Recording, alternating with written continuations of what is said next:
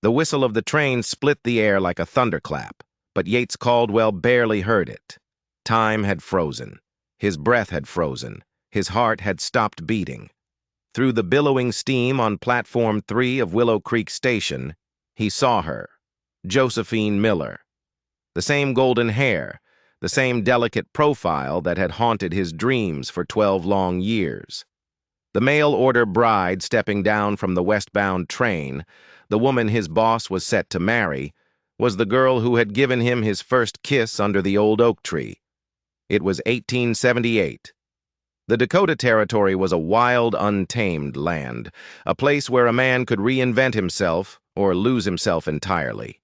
Yates had done both. He was here to meet his employer's bride, a simple courtesy, escort her safely to the Morgan Ranch. John Morgan was a good man, older, but a good man. He deserved some happiness. But Morgan had never mentioned the bride's name, only that she was coming from Ohio. Ohio. Josephine's home, his home, a lifetime ago. She descended the train steps, her gloved hand accepting the conductor's assistance. She looked around the platform with wide, searching eyes, looking for the man she'd agreed to marry. Yates couldn't move. His boots felt nailed to the wooden planks. The memories came flooding back, the sweet kiss, the whispered promises, the tears when his family moved west. And then, the letter he'd sent that never got a reply. Josephine turned, and their eyes met across the crowded platform. Her lips parted in shock. The color drained from her face. Her small valise slipped from her fingers and landed with a soft thud. For a moment, the world stopped. Then a porter bumped into Yates, breaking the spell. "Pardon me, sir." Yates swallowed hard and forced his legs to move. Each step felt like a mile. "Josephine," he said, his voice rougher than he meant. Yates. Her voice was a ghost, a whisper he hadn't heard in over a decade. I had no idea." He bent to retrieve her valise. "I work for John Morgan. I came to escort his bride to the ranch." The words tasted like ashes. Her eyes widened. "You work for Mr. Morgan?" "6 years now. He's a good man." The words were automatic. He suddenly wondered if any man was good enough for Josephine. "I see." She twisted her gloved hands together. "This is unexpected." The world hummed with activity around them. But for Yates, it had all narrowed to this single impossible moment. "I should get you to the ranch," he said, his voice flat. "Morgan's expecting you." They walked in silence through the station. Each step took them closer to a future that felt wrong, a future neither of them had ever imagined. He helped her into the wagon, his touch brief, electric.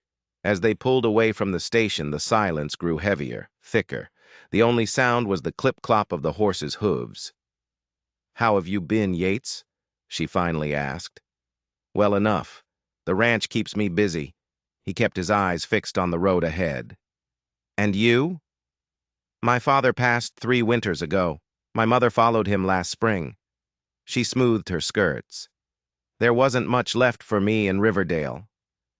Riverdale. The name was a punch to the gut. The town where he'd carved their initials into an oak tree.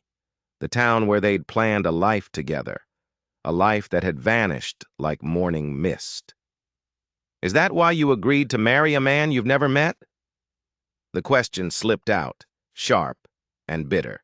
She turned to him, a flash of the old fire in her eyes. "Is that judgment I hear, Yates Caldwell, from a man who promised to write and then vanished without a trace?" The accusation stung because it wasn't true. Not the whole truth anyway.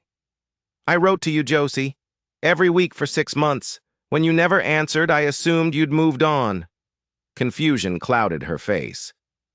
"What are you talking about? I never received a single letter from you, not one." The wagon hit a rut, jostling them. "I sent them," he insisted, his voice low. "I swear it on my life." "Well, I never got them." Her voice softened. "I waited. For so long I waited." The implication settled over him like a shroud. Someone had intercepted his letters. Someone had deliberately, cruelly kept them apart. But who and why? "Your father never approved of me," he said slowly, an old suspicion rising. She shook her head. "He was stern, but he wasn't cruel. He wouldn't have done that." "Then who?" he asked. She had no answer. The landscape rolled by, deceptively peaceful. Gentle hills, wildflowers, the distant smudge of the black hills against the horizon. "He seems kind in his letters," Josephine said, her voice carefully neutral. "Established, reliable, all the things Yates hadn't been at 16. "He is those things," Yates confirmed, the words feeling like a betrayal. "He's also 53 years old, and he's buried 2 wives already." Her head snapped toward him. "He never mentioned that." "I'm not surprised. He's not one to dwell on the past." Yates hesitated. "The first died in childbirth. The second, from influenza. 4 years back." "I see." Her hands were twisting in her lap again. "Is there something wrong with the ranch? Something that makes women vulnerable?" "No," Yates answered quickly. Too quickly. "Morgan runs a clean, safe operation. It was just bad luck. Life out here could be hard, but it wasn't usually deadly, or so he'd thought. They crested a rise, and the Morgan Ranch came into view. A sprawling main house, several outbuildings, corrals. Smoke rose from the chimney. It looked peaceful. It looked prosperous. It looked like a cage. "And what about you, Yates?" she asked quietly. "Do you have a wife waiting? Children?" "No," he said, and left it at that. Ranch life doesn't leave much time for courting. They were close now, almost there. He found himself slowing the horses, dragging out the last few moments alone with her. "Josie," he said, using the old name, "are you sure about this? Marrying Morgan?" She looked at him, her eyes full of a sadness that mirrored his own. "I'm 28 years old, Yates, an orphan with no prospects. Mr. Morgan offers security, a new start. What else should I be looking for?" "Love?" he wanted to scream. "You should be looking for love, the kind we had.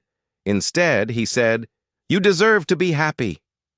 "Happiness is a luxury," she replied, a small, sad smile on her lips.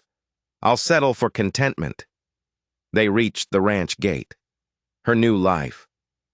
"For what it's worth," she added softly as he guided the horses through, "I never forgot you, Yates, not for a single day." Before he could respond, a figure emerged from the main house. John Morgan, dressed in his best shirt, his silver hair neatly combed, a welcoming smile on his weathered face. He'd been watching for them. "Here we are," Yates said, his voice hollow. "Home." He helped Josephine down from the wagon. Their hands touched, just for a second. And in that second, he knew with a devastating clarity that home wasn't a place. Home was a person, and he had just delivered his home into another man's waiting arms. John Morgan stepped forward, a courtly bow that didn't quite match his rugged appearance. "Miss Miller, welcome. I trust your journey was comfortable." "It was. Thank you, Mr. Morgan," Josephine said. Her voice was warm, pleasant, a voice for a stranger, a future husband, not the voice she had used with Yates. "Caldwell is my best man," Morgan said, clapping Yates on the shoulder. "Knew I could count on him to see you here safely." He turned back to Josephine, his smile never faltering. But his eyes, Yates noticed, were sharp. They missed nothing. "You must be tired. Let me show you to your room. Mrs. Abernathy, our housekeeper, has everything prepared." As Morgan led her toward the house, Josephine glanced back at Yates, just once. A look so brief, so full of unspoken things, he might have imagined it. Then she was gone, swallowed by the house. Yates stood by the wagon, the reins still in his hand, feeling like his chest had been hollowed out. He had the wild urge to ride away, to leave the ranch, the territory, everything, but there was nowhere to run from the truth. He had never stopped loving her, and now it was too late. The next morning, Yates was fixing a fence, hammering with more force than necessary, when he sensed someone watching him. It was Josephine. "Good morning," she said, approaching cautiously. "Mr. Morgan has gone to town on business. He won't be back until supper time." Yates nodded, waiting. He knew this wasn't a social call. "I couldn't sleep," she said, her voice low. "Thinking about the letters. It doesn't make sense." "It's ancient history, Josie." The lie felt sour in his mouth. "Is it?" She stepped closer. 12 years of our lives stolen. Based on what? A mistake? Or something worse? Don't you want to know the truth? He did. God help him, he did. But what good would it do now? "I've been thinking," she continued, "about Millie Carson, the postmaster's daughter. She always had feelings for you, Yates. Everyone knew it but you." The name hit him like cold water. Millie. Always there, always smiling.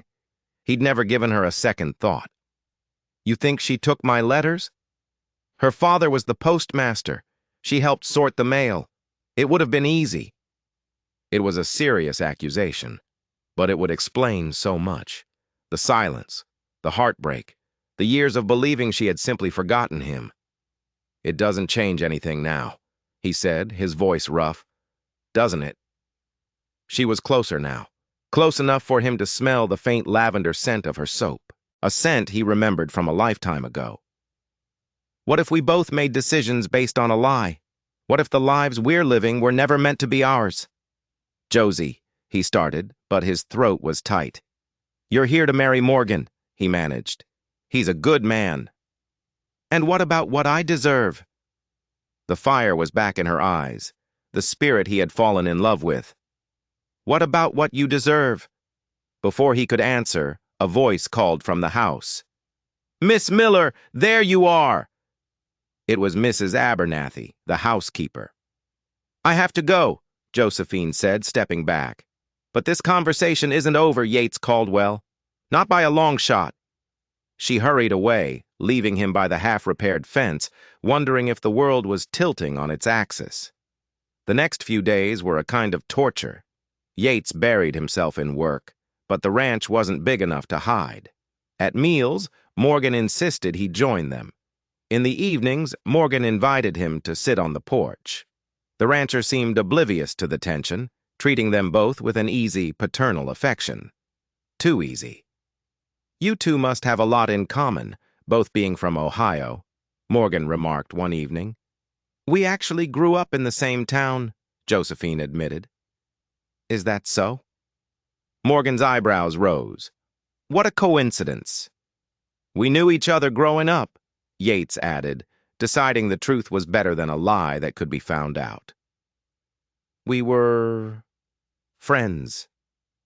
"Well, I'll be," Morgan chuckled. Small world indeed. But later, as Yates was leaving for his cabin, Morgan followed him into the darkness. "Caldwell," he said, his voice no longer jovial, "is there something I should know about you and Miss Miller?" Yates froze. "I'm not blind, son," Morgan said, his face a mask in the dim light. "There's history there. I need to know what I'm walking into."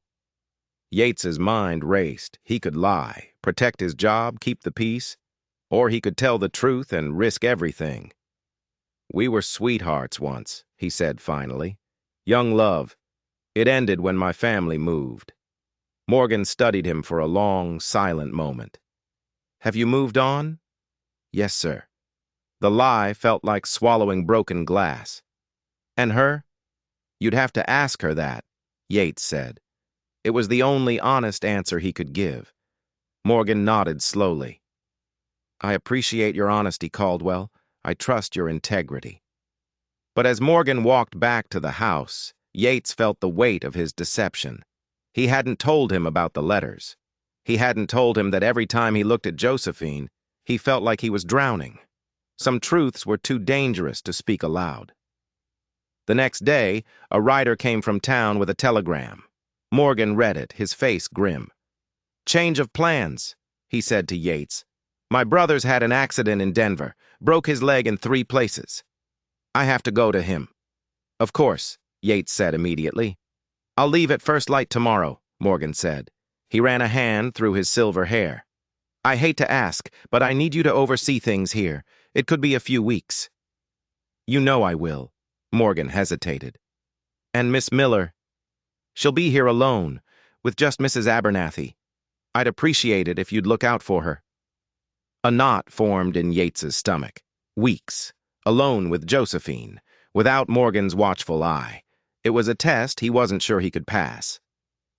"Maybe she should go with you," he suggested, his voice tight. Morgan shook his head. "No place for a lady. Besides, the wedding is set for next month. If she leaves with me now, tongues will wag." He was right. Propriety was everything.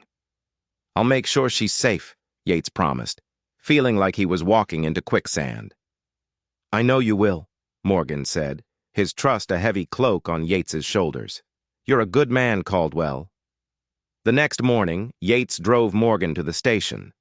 As the train pulled away, Yates felt a treacherous, unwelcome sense of relief. He stopped at the general store for supplies. As he was loading the wagon, a woman's voice called his name. "Yates Caldwell, as I live and breathe." He turned. It took him a moment to recognize her, plump, fashionably dressed. "Millie Carson," he said, surprised. "It's Millie Thornton now," she corrected, flashing a wedding ring. "My husband runs the bank here." She beamed at him. "So did you ever marry that Miller girl you were so sweet on?" The question caught him off guard. "No, we lost touch." Millie's face turned sympathetic. "That's a shame. Everyone thought you'd end up together." She leaned closer, her voice dropping to a conspiratorial whisper. "Of course, not everyone thought it was a good match. Your parents certainly didn't." Yates frowned. "What do you mean?" "Oh, I shouldn't gossip," she said, clearly dying to. "It's just your mother. She was quite vocal after you left, about how she'd saved you from a terrible mistake, tying yourself to a girl with no prospects." The ground seemed to shift beneath him. My mother? What did she have to do with it? Millie looked uncomfortable. "I really shouldn't—" "Millie." His voice was hard as iron. "What did my mother do?" She glanced around nervously. "Well, my father told me. Your mother came to the post office right after you moved. She told my father that no mail from you was to be delivered to the Miller girl, said it was for your own good, that you needed a clean break." The world went silent. "And my letters?" he asked, his voice barely a whisper. "What happened to them?" "Returned to sender, I suppose," Millie said. "You must have gotten them back, didn't you?" He hadn't, not one, which meant his mother had intercepted them at both ends. The full scope of the deception stole his breath.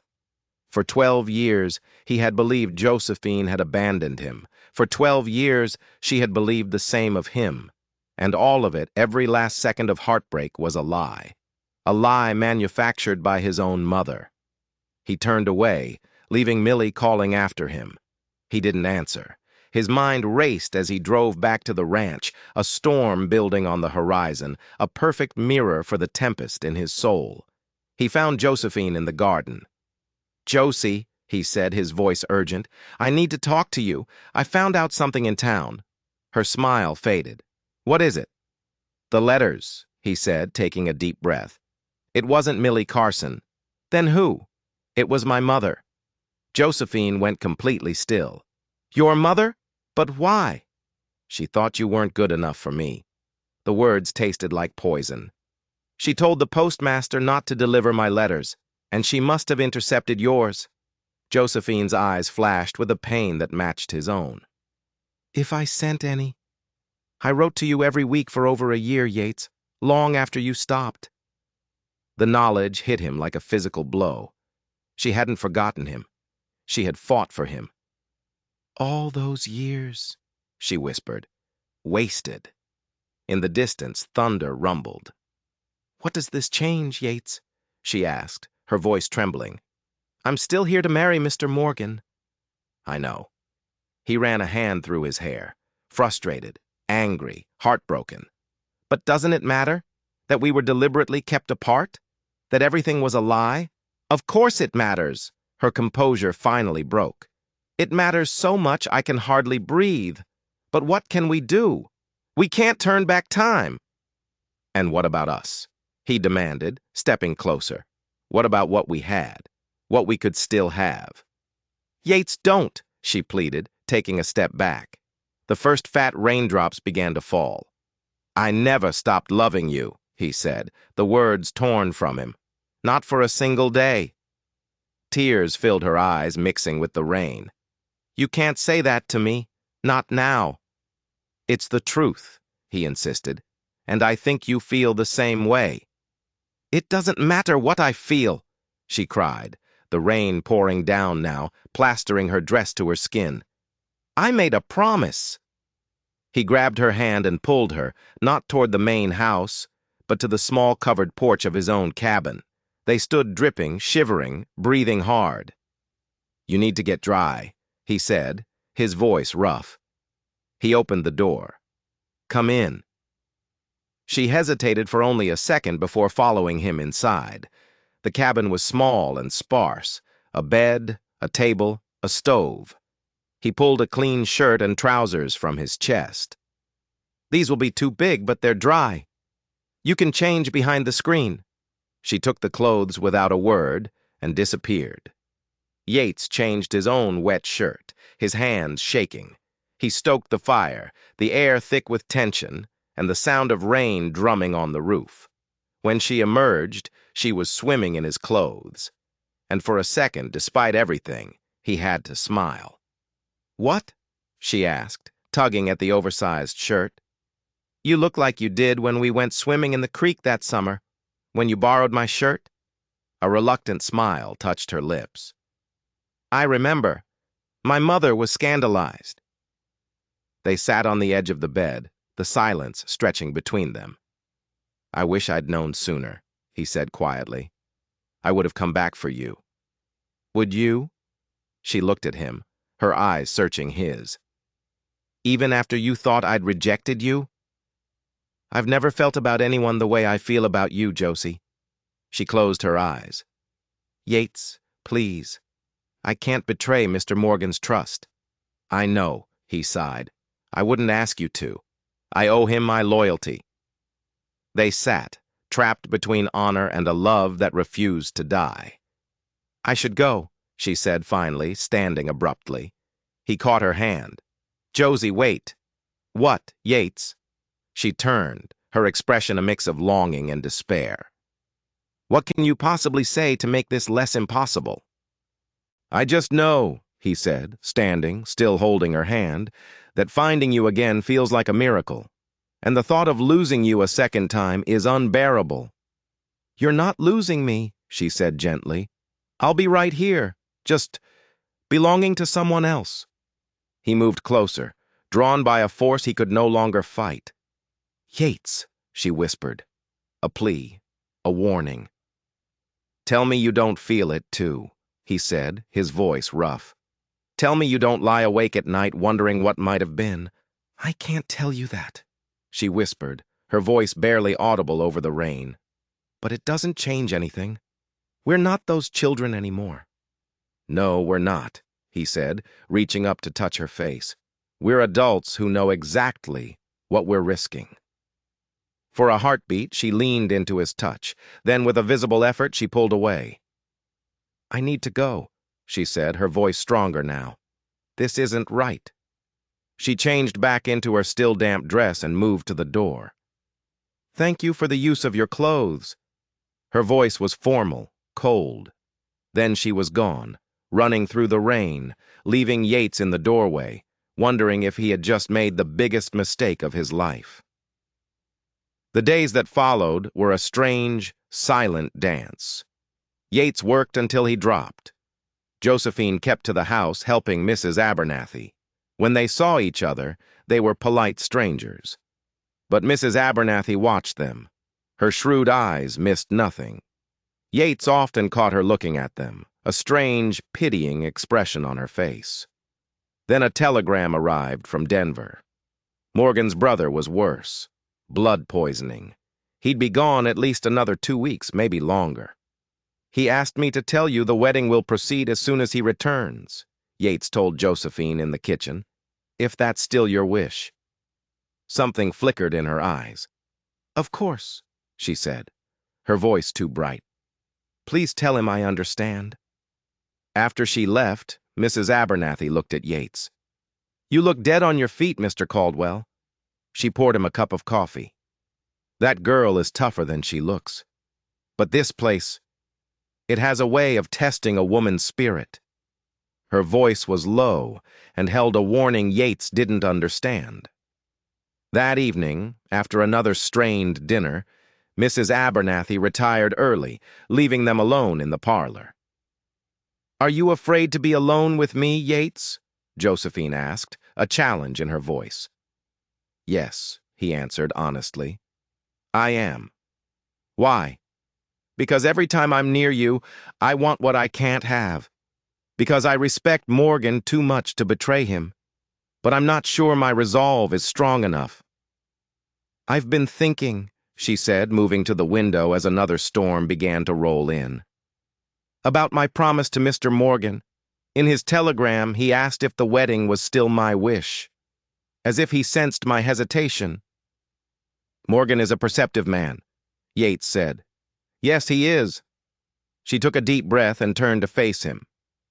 I'm not sure I can go through with it, Yates. Not now. Not knowing the truth about us. Hope, fierce and dangerous, flared in his chest. Josie, think carefully. What can you promise me? She asked, her eyes demanding the truth. Love, he said simply. I can promise to love you for the rest of my life, just as I have for the last 12 years. She moved toward him, her eyes never leaving his. That's all I ever wanted. He wanted to pull her into his arms, but honor held him back. What will you do? I'll tell him the truth when he returns, she said, her voice certain now. That I can't marry him because I'm in love with someone else. Lightning flashed, illuminating the room. A crack of thunder shook the house. The windows, Yates said, his voice hoarse. We should check the windows. They moved through the house, a team again, securing it against the storm.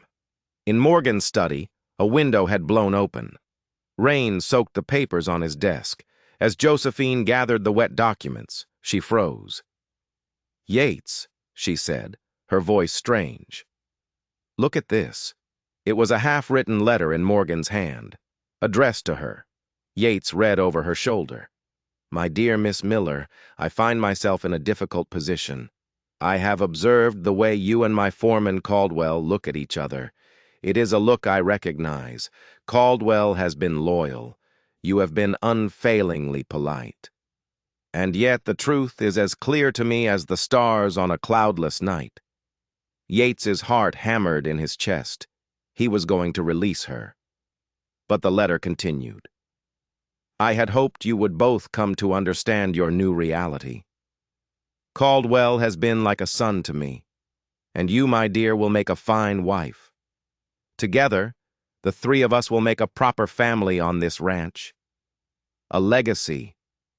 I cannot allow childish sentiment to jeopardize that. Life is not about passion. It is about purpose. And your purpose is here, with me. The air left the room. This wasn't a release. It was a cage. He hadn't been oblivious. He'd been watching, waiting, assuming they would fall in line. This wasn't a kind old man. This was a collector, and they were his newest acquisitions. Before either of them could speak, there was a tremendous crash from outside. They rushed to the window. Lightning had struck a massive cottonwood near the barn. A burning branch had fallen onto the roof, and the barn was on fire. The horses! Yates yelled, already moving. I'll help! Josephine was right behind him. They raced out into the storm. Inside the barn, the horses were screaming in terror. Yates began throwing open stall doors. Josephine grabbed lead ropes, leading the panicked animals out into the rain-swept darkness. The fire was spreading with unnatural speed. The roar was deafening. Yates had just freed the last horse, Morgan's prized stallion, when a burning beam crashed down, blocking the main exit. The stallion reared, wild-eyed. "Yates, are you all right?" Josephine screamed from the doorway. "Stay back! The roof's coming down!" Another beam fell, showering sparks. The stallion bolted, not for the door, but deeper into the burning inferno.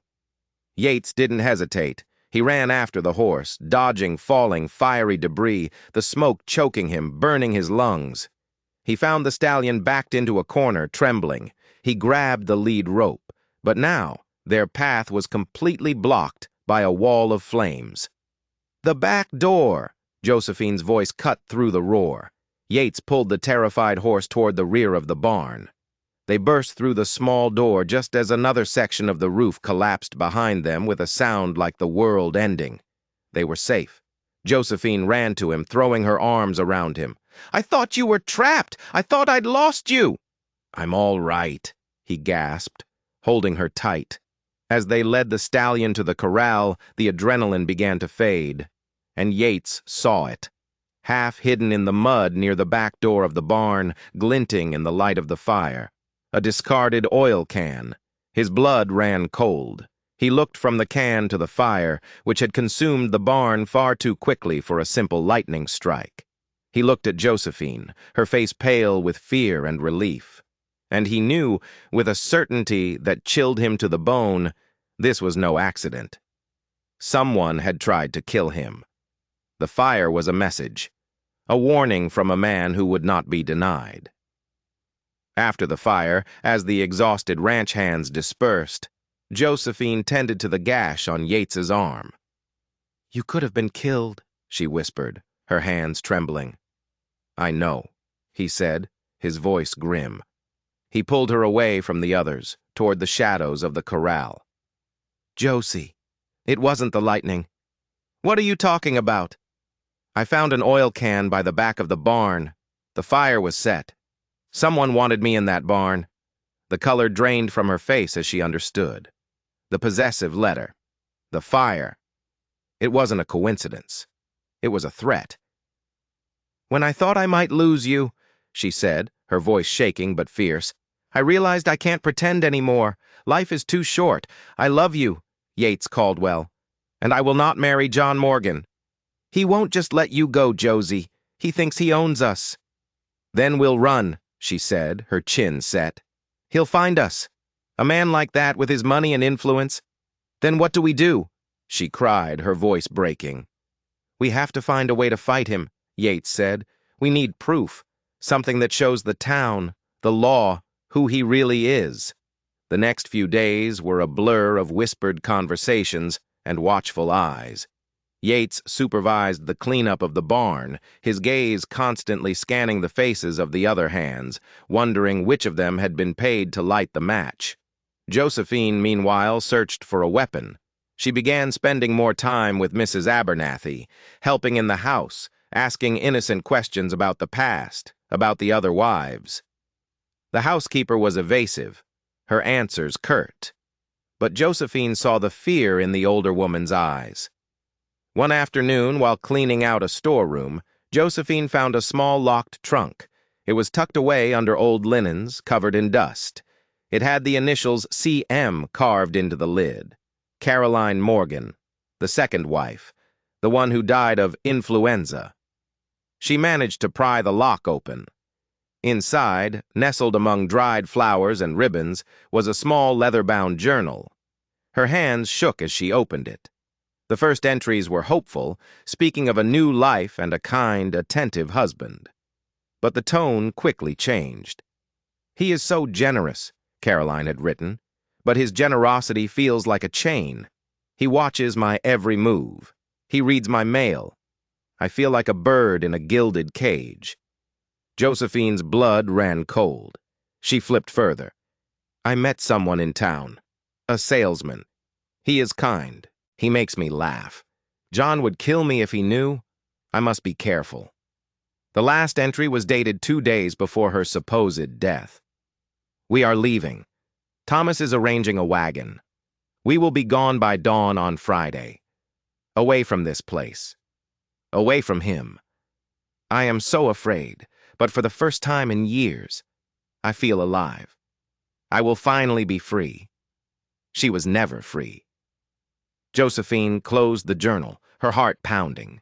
This was it. This was the proof they needed. Morgan hadn't just lost a wife to influenza. He had lost a wife who was trying to escape him, and she had died. What a coincidence.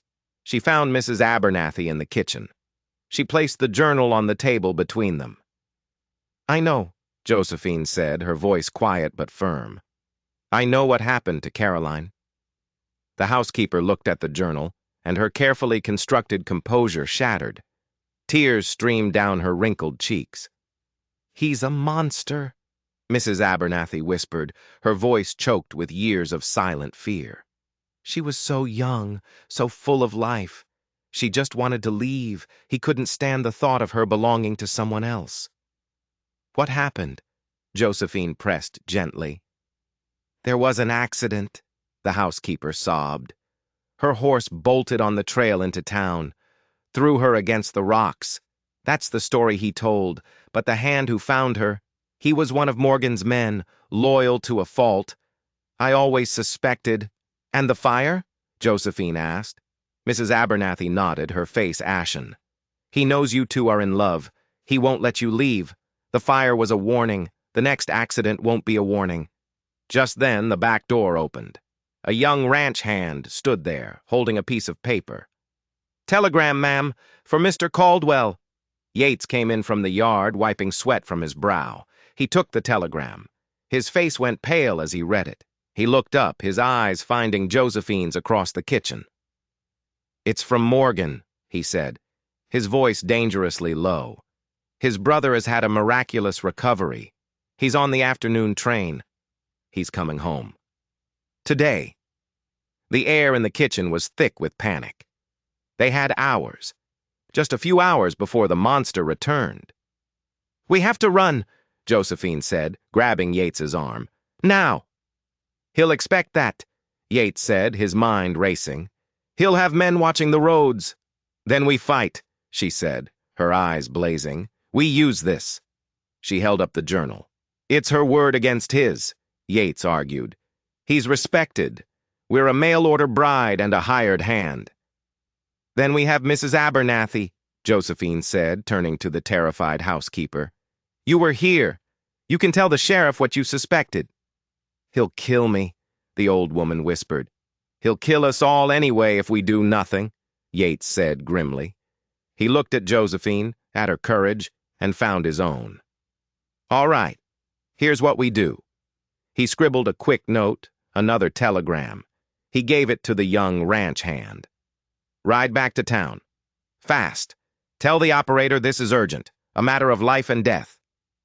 The boy, sensing the gravity, nodded and ran for his horse.